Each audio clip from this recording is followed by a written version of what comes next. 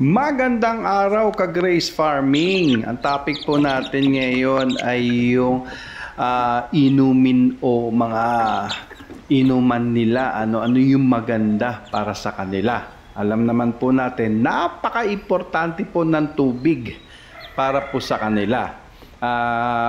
Bigyan niyo ho sila ng pagkain, nakalimutan ninyong bigyan ng tubig or inumin, ay siguradong nai-stress po ang ating mga alaga katulad ng mga manok, At the same time, bigyan niyo ho sila ng tubig na hindi malinis o yung madumi. Isa rin po yun sa nakakapagbaba ng production po nila at nakakaapekto para sa kanilang kalusugan.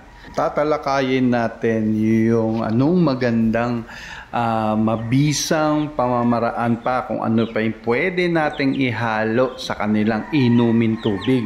Bago po ang lahat mga ka-Grace Farming, shoutout ko po sa si Idol Sir Carlos Sioson ng Nevada, USA. Ayan, maraming salamat po Sir Idol Carlos. At shoutout din kay Tiche ng California, USA.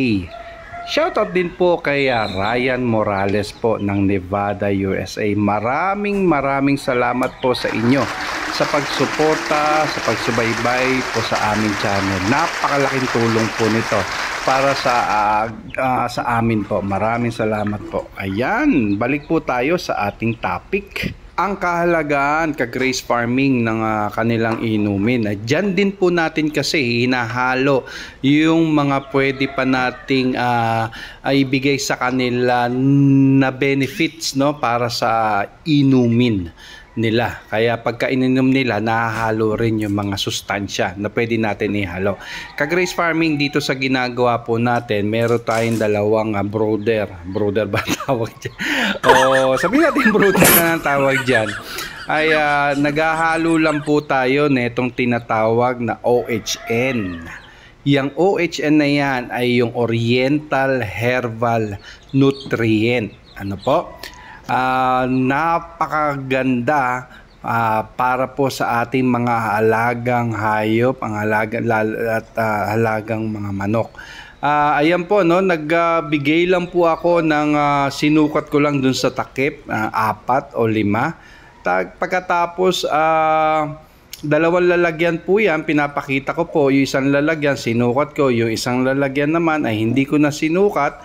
Tinano ko lang yung kulay nila, So wala pong overdose po kasi diyan ka-Grace Farming dahil po yan ay natural na kanilang panghalo doon sa inumin nila or sa inuman nila.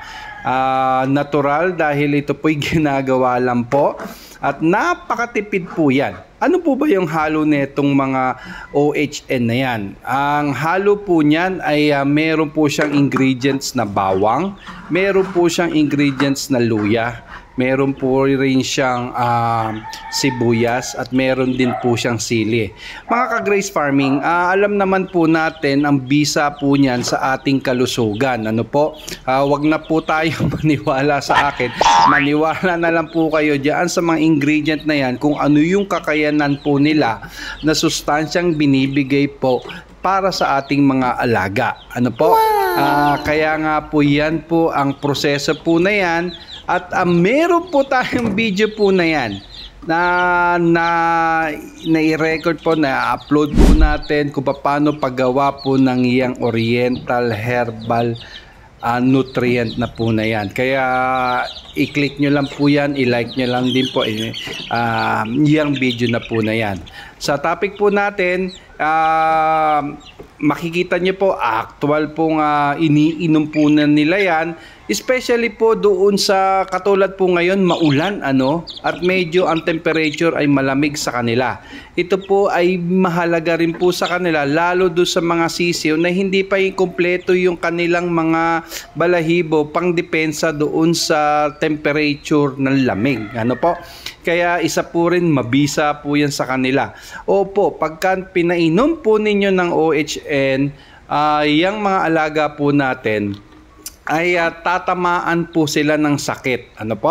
At katulad po na nangyari po sa akin, merong mga manok na dayo sa kabilang kapitbahay na merong sipon, kaya dumadayo dahil doon sa mga ating mga alagang black soldier fly at kinakain nila at nahahawa yung ating mga sisiw at nagkaroon pa nga ng mga koraisa yung ating mga sisiw. Dahil po pinapainom po natin sila ng OHN na ito, ay yung immune system nila ay lumalakas.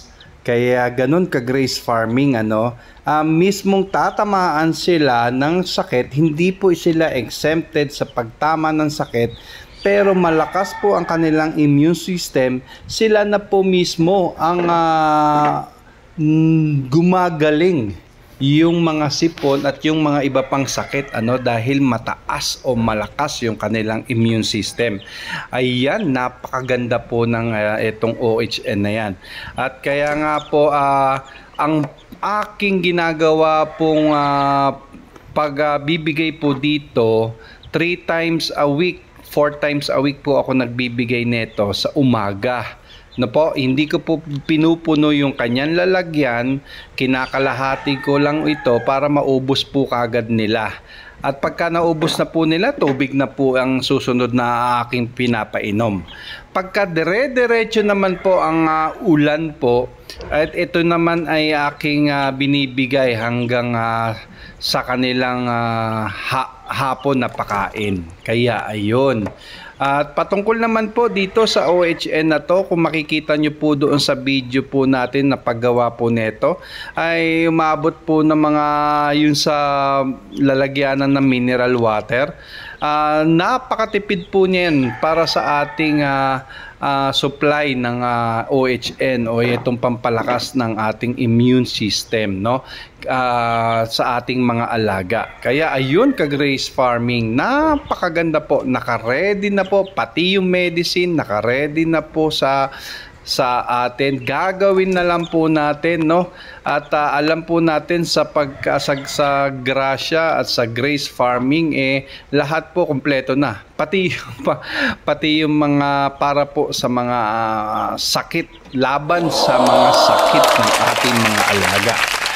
Ayan, maraming salamat po ka Grace Farming. Kung nagustuhan niyo po ka Grace Farming ang ganitong video, ay makihingi po ako ng like, comment na rin po kayo at mag-share po kayo. At i-press nyo po yung notification bell para po updated po kayo sa ating mga videos na gagawin. Maraming salamat po ka Grace Farming.